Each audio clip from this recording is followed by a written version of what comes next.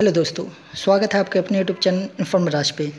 दोस्तों, आज की इस वीडियो में हम जामिया मिलिया इस्लामिया यूनिवर्सिटी में बीएड कोर्स में एडमिशन लेने का पूरा प्रोसेस जानेंगे। जैसे कि दोस्तों आपको पता होगा, जामिया मिलिया इस्लामिया यूनिवर्सिटी में बीएड कोर्स के लिए 2020-21 सेशन के लिए एडमिशन अभी चल रहे हैं। तो हम जानेंगे इसमें एडमिशन लेने के क्या एलिजिबिलिटी क्राइटेरिया है, क्या प्रोसेस होता है, इंपॉर्टेंट डेट्स क्या है, जो एडमिशन लेने के लिए एंट्रेंस एग्ज़ाम होता है उसका पैटर्न क्या होता है, और भी बहुत सारी चीज़ें हम जानेंगे। जैसे कि दोस्तों आपको पता होगा, जामिया मिलिया इस्लामिया जो यूनिवर्सिटी है वो इंडिया की टॉप यूनिवर्सिटीज़ में से एक है। ये आपको पता ही होगा, दिल्ली में सिचुएटेड है।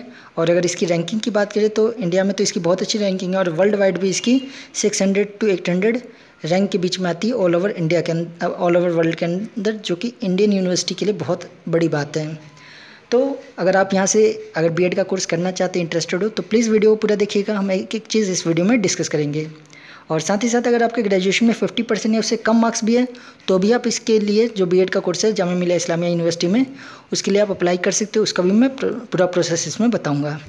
तो चलिए दोस्तों, वीडियो को शुरू करते हैं। अगर बात करें जामिया मिलिया इस्लामिया यूनिवर्सिटी जो है एजुकेशन की फील्ड में क्या क्या आपको कोर्स ऑफर करती है, तो बहुत सारे कोर्स ऑफर करती है। जैसे एमए एजुकेशन प्रोवाइड करती है, एमएड इन स्पेशल एजुकेशन, बीएड प्रोवाइड करती है, बीएड स्पेशल एजुकेशन प्रोवाइड करती है, बीएड नर्सरी एजुकेशन प्रोवाइड करती है, और डीएलएड, ये सारे कोर्स प्रोवाइड करती हैं। आप देख सकते हैं।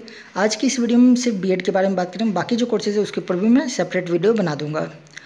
तो जो जामिया मिलिया इस्लामिया जो यूनिवर्सिटी है वो जो बीएड है 2 साल का बीएड प्रोवाइड करती है, जो कि एनुअल मोड का होता है। इन 2 साल का एनुअल मोड में आपका एग्जाम होते हैं, फर्स्ट ईयर सेकेंड ईयर। इसके अंदर अगर टोटल सीट्स की बात करें तो टोटल 200 सीट्स हैं। और फीस की बात करें तो 1 साल की जो फीस होती है 6,900 रुपये होती है। तो कुल मिला के अगर बात की जाए तो लगभग 14,000 रुपये 2 साल का आपका फ़ीस पड़ता है। दोनों साल का पूरा फीस 14,000 के आसपास पड़ता है। खैर, इसके अलावा थोड़ा एडिशनल चार्जेस भी होते हैं। जैसे इंटर्नशिप में जो आप फर्स्ट ईयर में इंटर्नशिप के लिए आपको 2,000 अलग से देने पड़ते हैं, और सेकंड ईयर में भी इंटर्नशिप के लिए आपको 3,000 अलग से देने पड़ते हैं।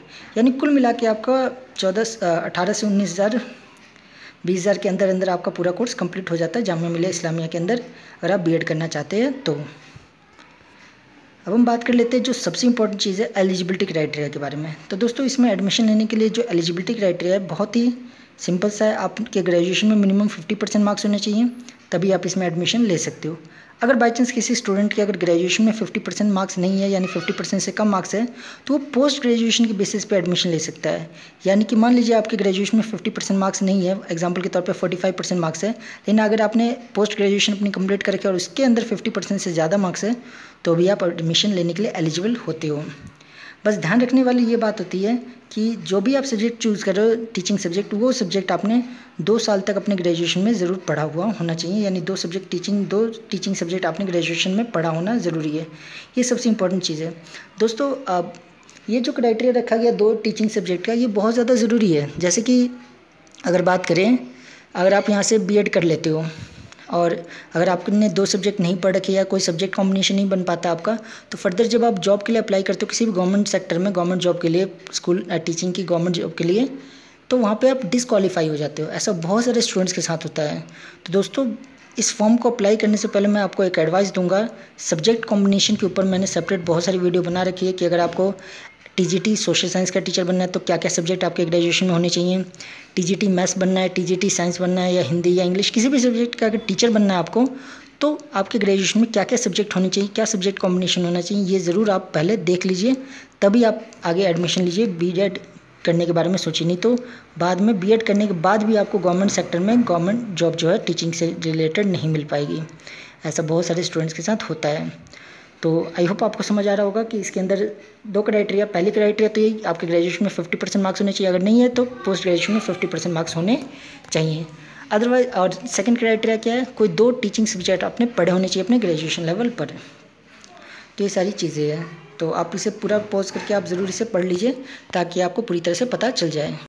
और दोस्तों, यहाँ पे एक और ख़ास बात क्या है, अगर आप जो सब्जेक्ट कॉम्बिनेशन कॉमर्स को अगर फिल करते तो उस केस में आपने एमकॉम अपनी कंप्लीट कर रखी होनी चाहिए, अदरवाइज आप एडमिशन नहीं ले सकते।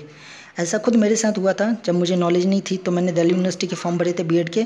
मैंने एंट्रेंस एग्जाम क्लियर कर लिया था। मैंने कॉमर्स से अपनी ग्रेजुएशन जो है कंप्लीट कर रखी थी, बीकॉम कर रखा था उस टाइम। जब मैंने अप्लाई किया एंट्रेंस एग्जाम क्लियर करने के बाद, जब मैं एडमिशन के लिए गया तो वहाँ पे कॉलेज में जब मेरे डॉक्यूमेंट को वेरीफाई किया गया तो उन्होंने साफ साफ मना कर दिया, मुझे डिस्क्वालीफाई कर दिया। उन्होंने साफ साफ बताया कि अगर आप commerce as a teaching subject choose करते हो तो उस केस में कम से कम आपके पोस्ट ग्रेजुएशन होना यानी एमकॉम होना ज़रूरी है। तो आपके साथ फ्यूचर में ऐसा कुछ ना हो तो प्लीज़ अगर आप टीचिंग सब्जेक्ट कॉमर्स फिल करें तो पहले अपनी एमकॉम कंप्लीट कीजिए, तभी आप फिल करिए। तो आई होप आपको पूरी तरह से जो एलिजिबिलिटी क्राइटेरिया है वो समझ आ गया होगा। अगर बात करें इसमें जो एंट्रेंस एग्ज़ाम होता है उसका सिलेबस क्या होता है और उसकी बात करें अगर एंट्रेंस एग्ज़ाम की सिलेबस की बात करें तो जो जामिया मिलिया इस्लामिया में बीएड में एडमिशन लेने के लिए जो एंट्रेंस एग्ज़ाम होता है उसके अंदर 3 सेक्शन होते हैं। पार्ट 1 जनरल एबिलिटी टेस्ट होता है जिसके अंदर 25 क्वेश्चन जनरल इंटेलिजेंस के होते हैं, 25 क्वेश्चन जनरल अवेयरनेस के होते हैं और 25 जो क्वेश्चन है वो टीचिंग एप्टीट्यूड के होते हैं। उसके बाद सेकंड पार्ट होता है लैंग्वेज प्रोफेसर टेस्ट का, जिसके अंदर इंग्लिश, हिंदी या उर्दू में से कोई भी आपको एक सब्जेक्ट चूज़ करना होता है और इसके 35 क्वेश्चन होते हैं। और लास्ट थर्ड पार्ट होता है सब्जेक्ट कॉम्प्रहेंशन टेस्ट, जिसमें आपके जिस सब्जेक्ट से आपने अपना बीएड का फॉर्म भरा उस सब्जेक्ट की नॉलेज आपकी चेक की जाती है और इसके 60 क्वेश्चन होते हैं। तो ये पूरा एग्जाम होता है आपका और इसमें जो मार्क्स आप ऑब्टेंड करते हो उसके हिसाब से एक मेरिट लिस्ट तैयार की जाती है और उस मेरिट लिस्ट के हिसाब से जो टॉप पे होते हैं उन्हें काउंसलिंग के लिए पहले बुलाया जाता है और ऐसे डॉक्यूमेंट वेरीफाई होता है। अगर उनके डॉक्यूमेंट सही होते तो एडमिशन दे दिया जाता है। अगर सीट वैकेंट रह जाती तो फिर सेकेंड लिस्ट जारी की जाती, ऐसे 4-5 लिस्ट जारी की जाती है और इसमें कैंडिडेट को बारी बारी से बुलाया जाता है उनके मेरिट लिस्ट के हिसाब से जो इस टेस्ट में उन्होंने ऑब्टेंड किया है। अब बात कर लेते हैं सीट्स के बारे में। तो आप देख सकते हैं यहाँ पे मीडियम वाइज इन्होंने सीट को बांट रखा है। जैसे अगर आपने हिंदी मीडियम से अगर आपने बीएड चूज़ कर रखा है तो इतनी सीटें हैं, इंग्लिश मीडियम से चूज़ कर रखा है तो इतनी है और अगर उर्दू मीडियम से चूज़ कर रखा है तो इतनी है। तो आप वीडियो को पॉज करके आप देख सकते हैं इन टोटल 200 सीट्स है जामिया मिलिया इस्लामिया के अंदर बीएड कोर्स के अंदर। अब बात कर लेते हैं हम, अगर आपको जामिया मिलिया इस्लामिया से अगर बीएड करना है तो फॉर्म कैसे भरा जाए।